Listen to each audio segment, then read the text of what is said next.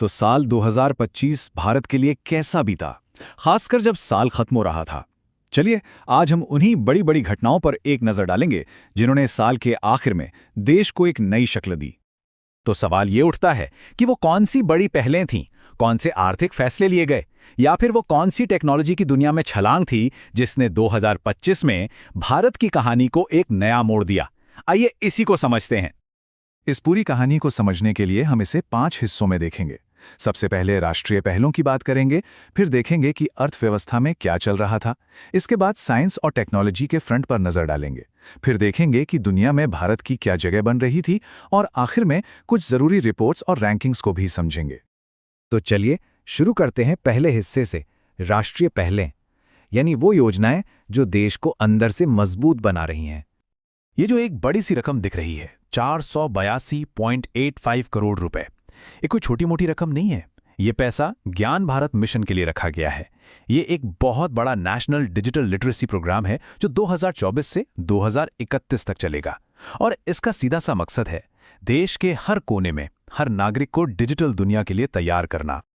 अब देखिए, कनेक्टिविटी पर भी बहुत जोर दिया गया।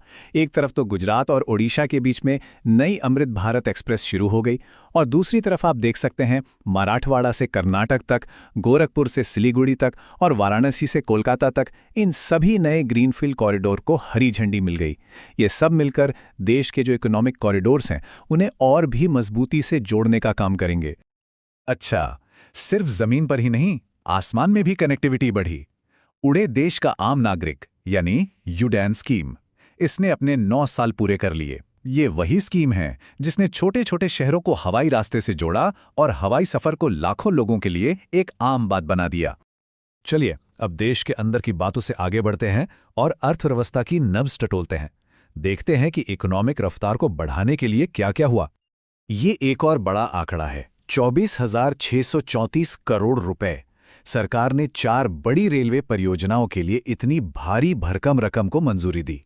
अब देखिए, इस तरह का निवेश सिर्फ पटरियां बिछाने के लिए नहीं होता, ये हजारों नौकरियां पैदा करता है और व्यापार को एक नई रफ्तार देता है। किसानों के लिए भी बहुत बड़ी और अच्छी खबर आई। जो रबी की फसलें हैं उनके लिए मिनिमम सपोर्ट प्राइस यानी MSP बढ़ा दिया गया।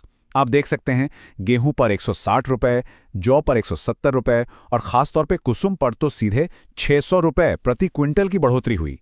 इसका सीधा फायदा किसानों की जेब में जाएगा। टैक्स सिस्टम को और आसान बनाने के लिए भी एक जरूरी कदम उठाया गया। 22 सितंबर 2025 से GST के स्लैब बदल गए। पहले जो 4 स्लैब हुआ करते थे, 5, 12, 18 और